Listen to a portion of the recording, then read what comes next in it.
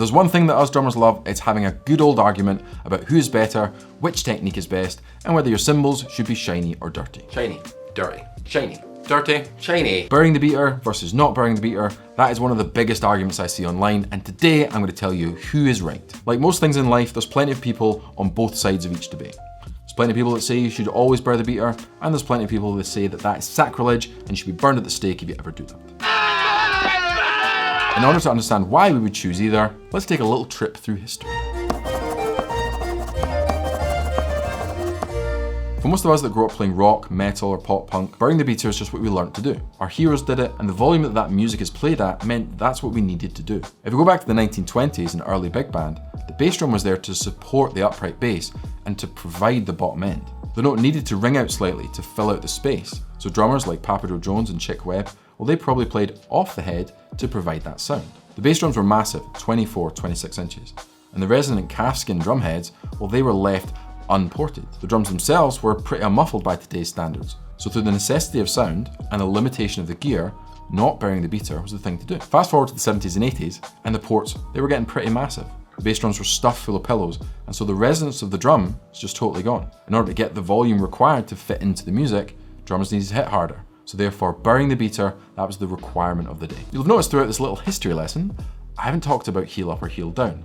Because in my view, burying the beater, not burying the beater, and heel up and heel down go hand in hand. Playing heel down is a volume and a stylistic choice. If you try and play loud and bury the beater while playing heel down, you're trying to use tiny muscles that are not designed for that task.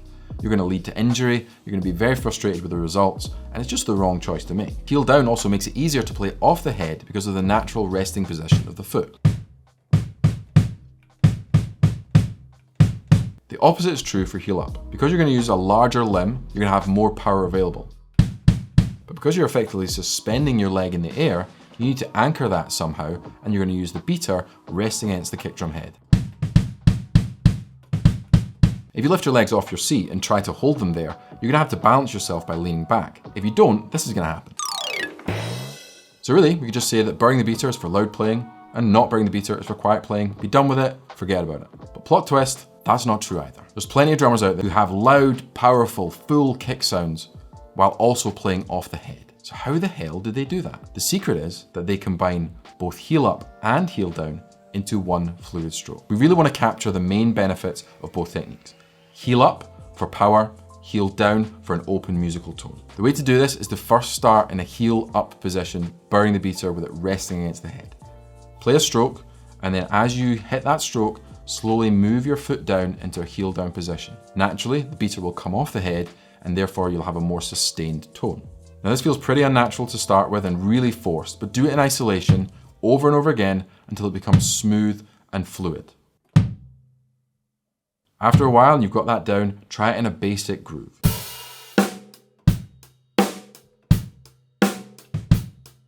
Think of this technique as a resting position after the final note that you play. If I'm playing consecutive notes, I'm going to keep playing them heel up, just smash, smash, smash until I've finished that note flurry, and then I'll drop down into this position.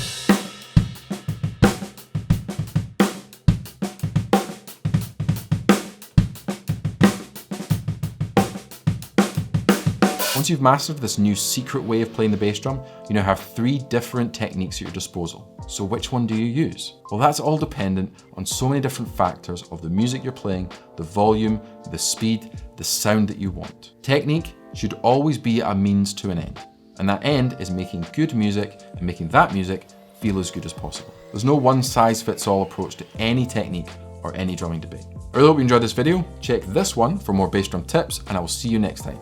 Happy drumming.